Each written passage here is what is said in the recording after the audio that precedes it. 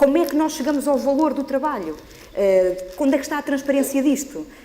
Porque então poderíamos perceber porque é que, em média, eu costumava usar muito nas palestras este exemplo, que é exatamente de um motorista com um guindaste, com uma grua, que em média ganham 1.200 euros, e uma educadora de infância que em média não chega aos 1.000. E qual é a diferença de valor entre estes dois trabalhos? Ambos precisam de formação específica, verdade? Ambos precisam de formação específica. Ambos precisam de experiência. Ambos exigem um cuidado porque podem pôr em risco a vida até de terceiros, verdade? Ambos exigem algum esforço físico. Sim, o estar sentado muito tempo na grua não deve ser bom para as costas, mas também andar com os bebés às costas, andar com bebés ao colo, também é pesado. E, portanto, conseguíamos fazer num gráfico, quer dizer, conseguíamos decompondo as exigências e as particularidades e requisitos de cada uma destas duas profissões e chegávamos à conclusão que, se calhar, do ponto de vista do valor, não havia grande diferença, mas na verdade, em média, o que temos é que a sociedade paga mais a um motorista de gruas do que a uma educadora de infância.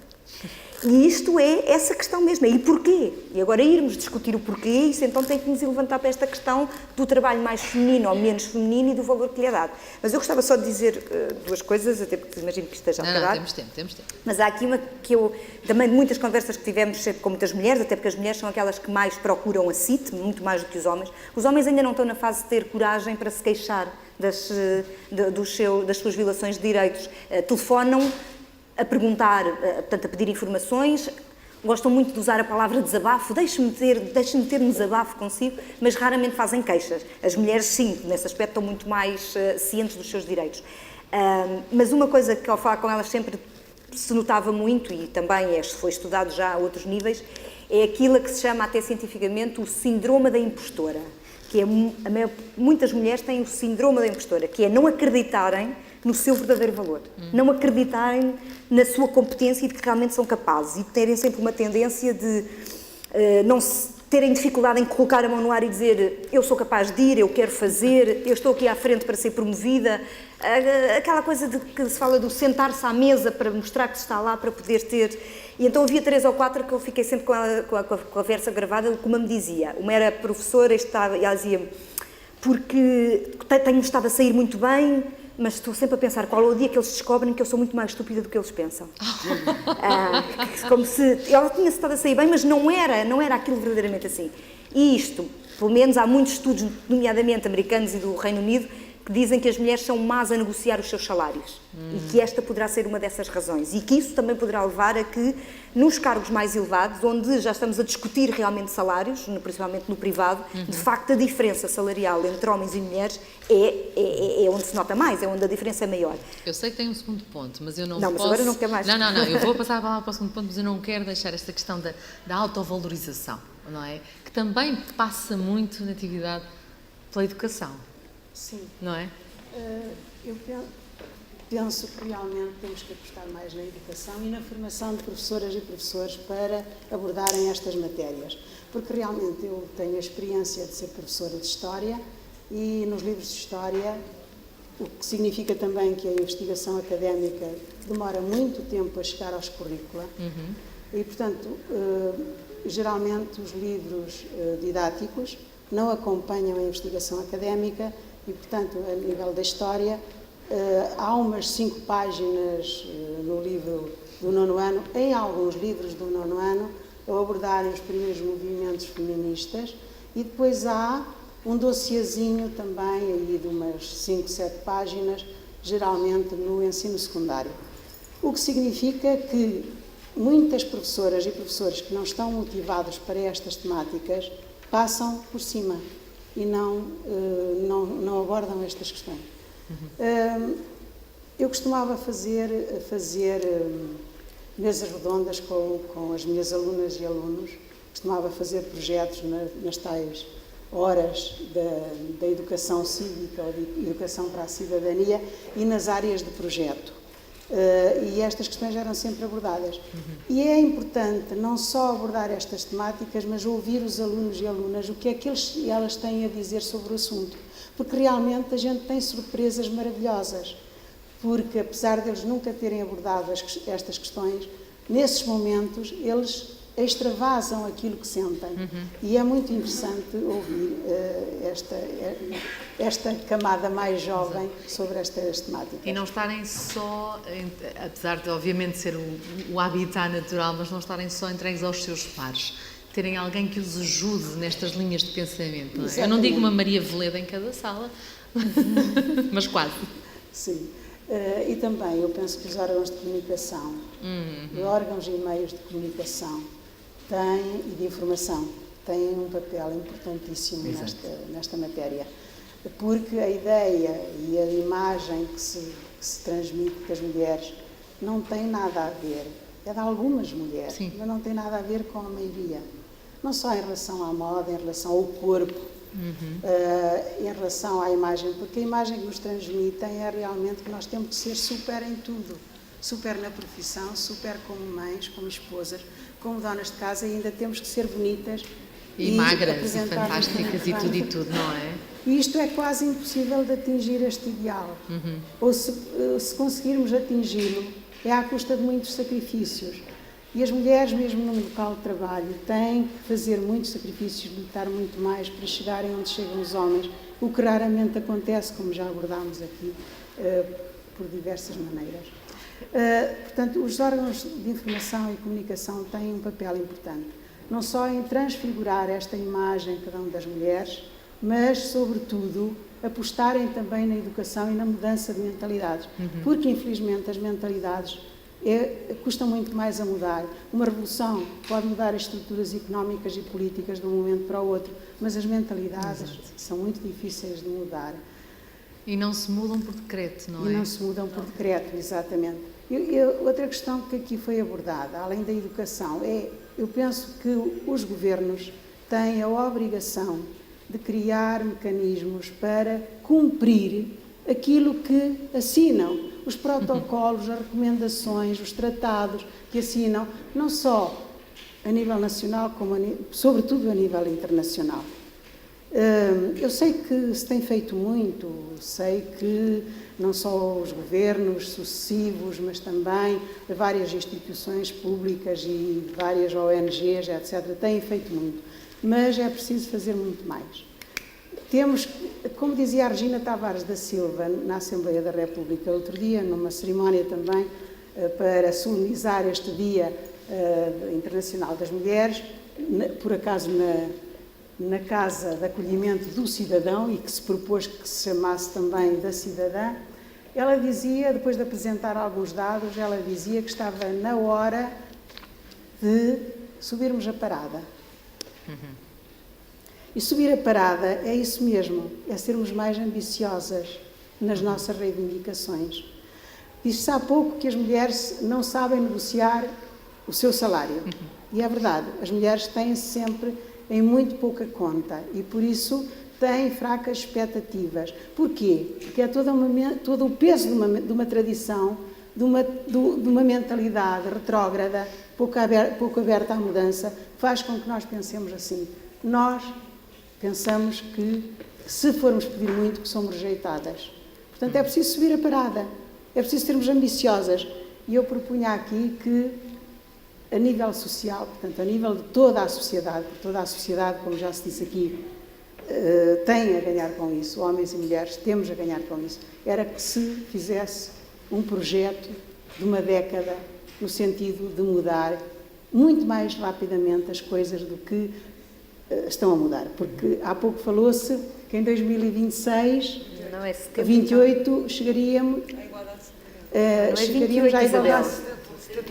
Isabel, mas não é 28, é 78. Mas em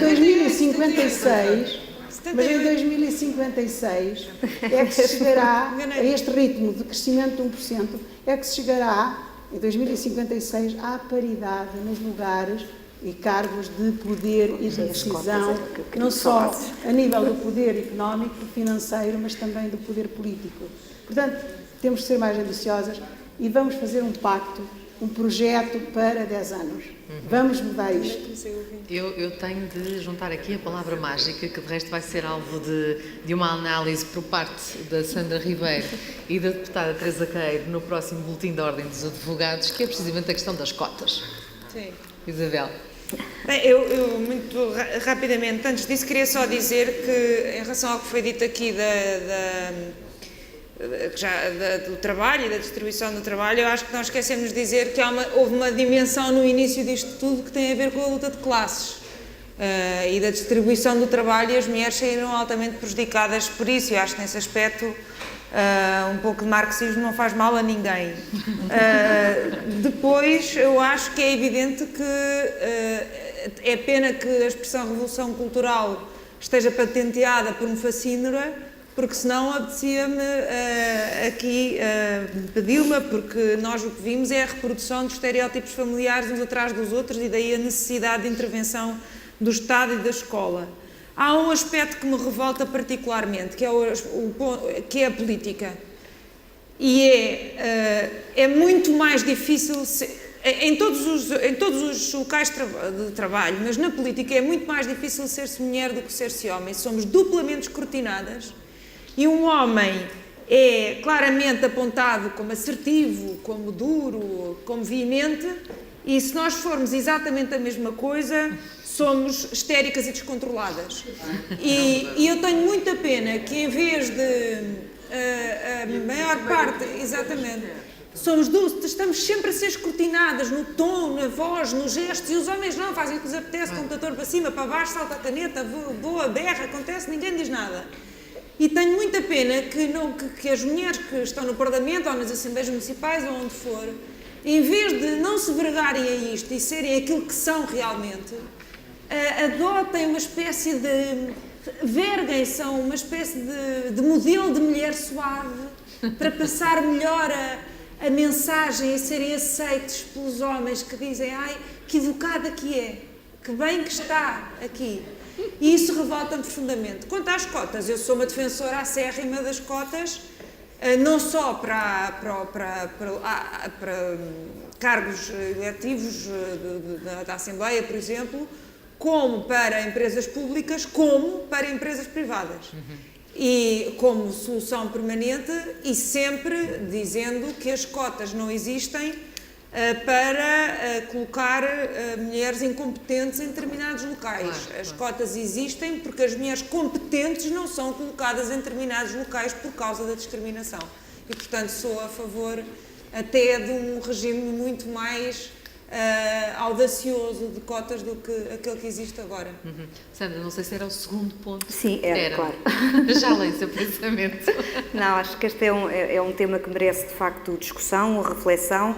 Saiu agora uma resolução do Conselho de Ministros no dia 5 ou no dia 6, exatamente a tocar este tema, ainda numa fase de que alguns ministérios irão tentar, nomeadamente a Secretária de Estado da Igualdade, irá tentar convencer algumas empresas a voluntariamente, até 2018, se comprometerem. Exato. Com... Se não, é à força.